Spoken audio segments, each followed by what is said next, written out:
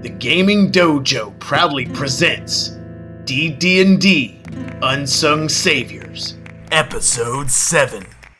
There are many different type of battle modes I've created. What the only one you all can do right now is Brawl for All mode. So Brawl for All is literally free for all. It's you all against each other. You all can team up on whoever you want if you want to. That's up to you. Keep a lookout of what you're doing and how you're playing, because something special might happen tonight. That's all I'm going to say. I'm really going to try to shut the fuck up about this. But I'm hoping one of you will be able to unlock this special thing tonight. If not, more than one of you. So we're going to do kind of you like need to please me. Please your master. I want to shoot some water at Luca.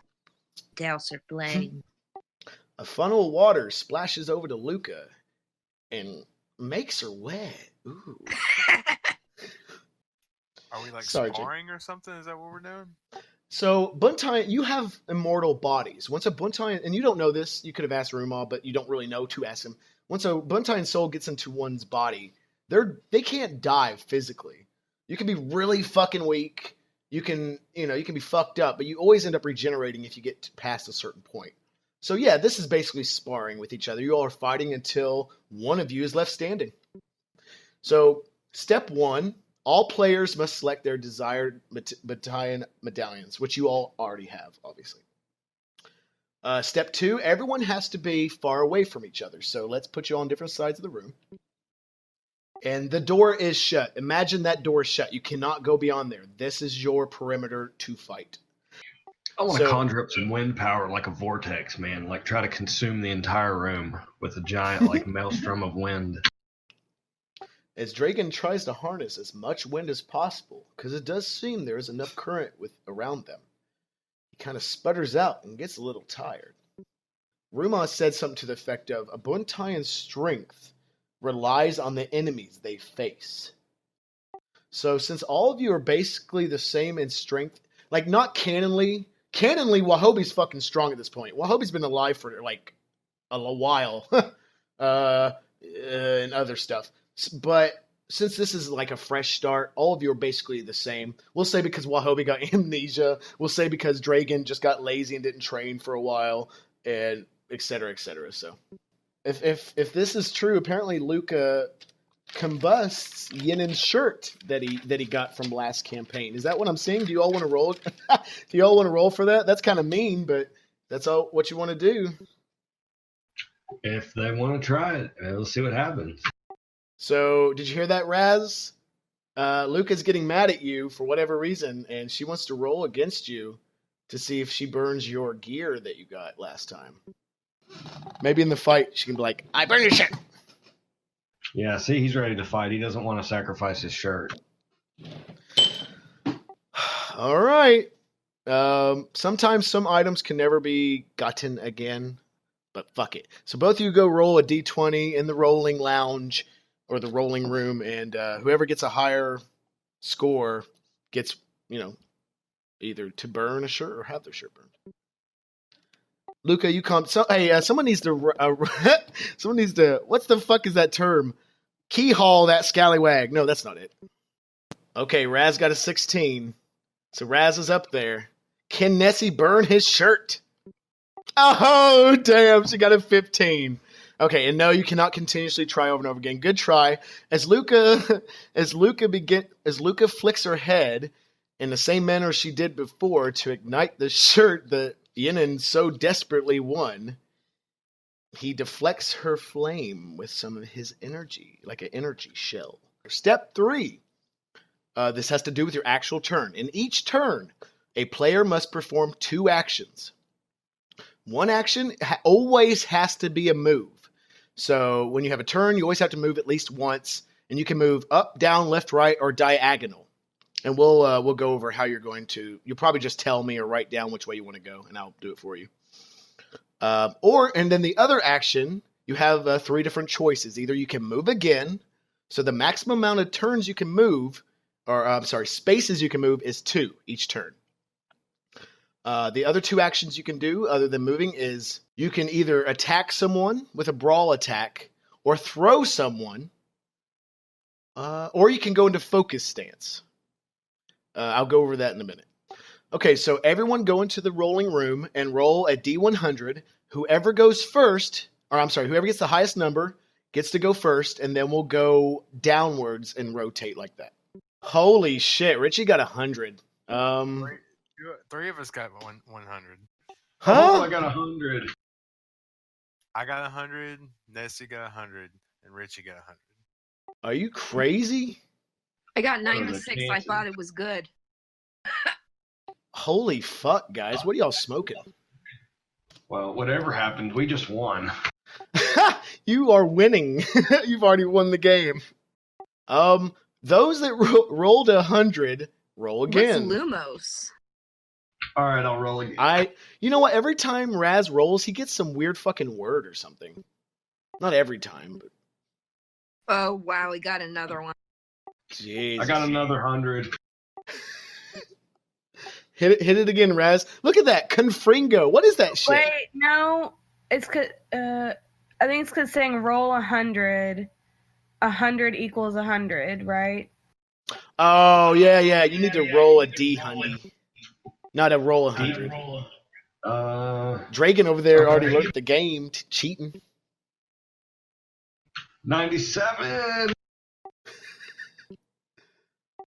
Okay. Richie, you won with the 97. Congrats. The team leader goes first. I think that makes sense. So I will say this. Your normal attack is a D4. If you go into focus stance, your normal attack is a D6. A D6. Every time you get hit, you incur 1 point of soul. At every increment of 4 soul points, you get, and look over here for Dragon, you get basically, it's called soul boosting. You get 1 soul charge, and it says +1. That means whatever attack, regular or focus stance attack, you get a +1 with that. So regular stance, a D4, +1. Let's say you have a 3 soul charges. And your focus stance, that's a D6 +3. Regular stance and focus stance doesn't just have to do with offensive. It also has to do with defensive, as you'll see. So when you go to attack someone, they also have to roll against that. If they let's say you attack someone and they get a higher roll, that's called a counter. They counter you. But if you get the higher roll, that's a regular attack. So, Dragon, from here on out, everybody, whether you have to type it or not, I need you to tell me when you're going to move. Either tell me or write down up, down, left, right, or up, left, or upright, or down, left, or down, right. And then you got to tell me how many times. So, I guess that's how we'll do it from now. So here's another addition too. You can knock people out of focus stance. So focus stance is almost like a glass, they call it a glass cannon. You're strong, but if you get hit at all, if you incur any damage while in focus stance, you lose your focus. And you can incur damage through a throw. You only get to hurt someone with 1 hit point with a throw. But that's what I always tell people. Use the throw to get people out of focus stance if you know you can. And throwing is a D100. We'll go into that too. And that's basically it, guys. We'll go from here. I'll tell you anything if I haven't already. All right, we ready? Let's do it. All right, so I move down right, heading towards Yen. I want to pick him up and throw him at Kale. Okay, and here's the other thing. You have to be now for these brawl attacks or throwing. You have to be directly next to somebody. You will garner your abilities later where you don't have to be near anyone. But for these quote-unquote brawl attacks, you have to be right next to someone. So I'm like several boxes away then, so this is going to be a few turns. Let's do it. I want to move down and right, and I guess I'll end my turn. All right, Kale. Kale's next.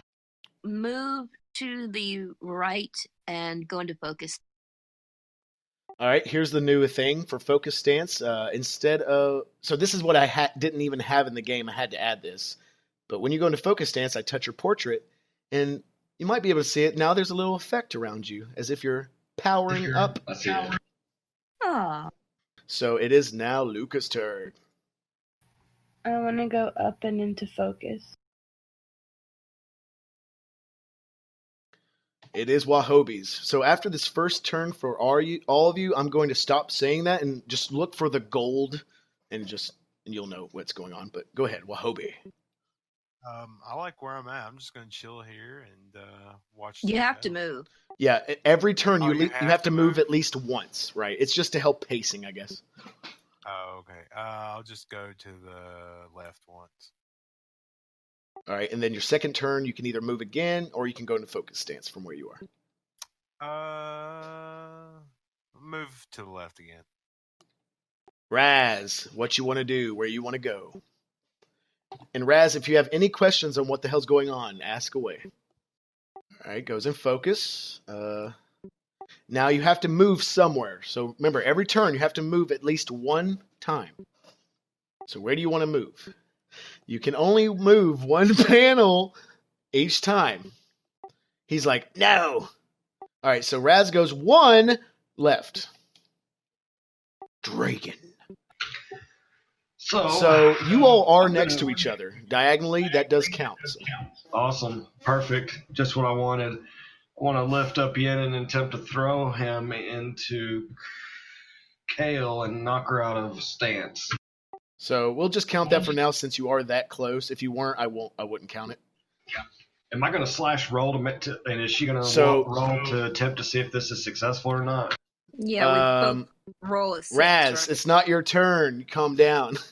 The attacking player, Dragon, must announce they're attempting to throw their opponent, which you have, and then you, Richie, roll a D100. Them high rolls. All right, Richie got an 88, and that is a successful throw. So Yenen, you can't necessarily fight this. This is what the whole throwing feature is. I forget exactly. I can't verbalize it right now. It's a subsystem to help balance out the game. But you do have a chance to not get thrown. It's a lower chance because he basically just throws you. Think of Street Fighter. You can throw people like fucking crazy in that game. You can win like it. Right, Jake? That's how I win. Yeah, you can win like that. So we'll say he hits Kale, and that Kale and Yenen incur 1 damage each. And Kale and Yenen gain a soul point. And both Yenen and Kale go out of focus stance. So that, Richie, I like that you just experimented there. That's pretty cool. There are actually abilities in this game that you all can come together for an attack, but I hadn't thought of an attack that can cause damage on multiple people except for certain AoEs. So good job on that. In their focus stance? Yeah, I got it. Hold on real quick. Okay, I was curious if that actually worked or not. I didn't know. No, it does. They're out of focus stance now. So, so now it is Kale's turn. Yeah, focus stance, which you Oh, got. I'm sorry. I didn't mean to. Well, okay. I didn't mean to do that. Yeah, Sorry. you got it. And let's attack Yenen. Okay, a brawl attack. Yes. Okay, so this you all don't know. Anne, you roll a d6. Raz, you roll a d4 because you're not in focus stance. So this is why you want to be in focus stance because typically a 6. It's better to have 6 options than 4. Yes. So both you, Anne, a d6, Raz, a d4. Let's see what happens. Poor Raz is getting. A 2. Oh. Raz, what you got? Oh, a 2. Okay, so that is something. Hold on. You all got the same number.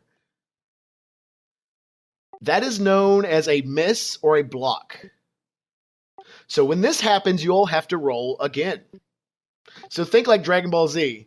You know how they like miss about a billion times until they actually hit each other? Ooh, I think got it because I don't think Raz can get over a 4. So that No, he can't. I got it. okay. Try anyway, Raz. Fuck it. You might break the system. Yep. Okay, so so Raz, you actually do have to roll. Raz, roll a d4 because I have to do some math here. A 3. Okay. So Raz, you incur 2 damage because Anne had a 5. So Yenen, you're down to 17, but you gain another soul charge or another soul point, and you're almost at your first soul charge. So keep that in mind. It is now Luca's turn. I want to move up 1 and stay in focus. Well, you can't stay in focus as like an action. So either you You're have to. already in focus, so Yeah. you get 2 moves. You got to move twice. Or you can move diagonally and attack the Unin. Yeah. That's true. Is that what you want to do? Yeah. Baby, you got to wake up. Wake up! I'm awake. She's trying. Well, Hobie's just watching. He's like, yes, fight. I'm going to stay back here and survive. Let them take themselves out. That's right. Oh, Raz. Okay, so Raz, since she's attacking you and you got a higher number, you counter her attack, which causes 1 damage to Luca. So Luca's at 19, and she gets a soul point. And it knocks Luca out of her power stance. So see, attacking someone in this game isn't always beneficial. You really got to play it out. And like I said, this is the basic of the basic. There's more shit to it, but regardless. Tune in next time for episode 8 of DDnD Unsung Saviors.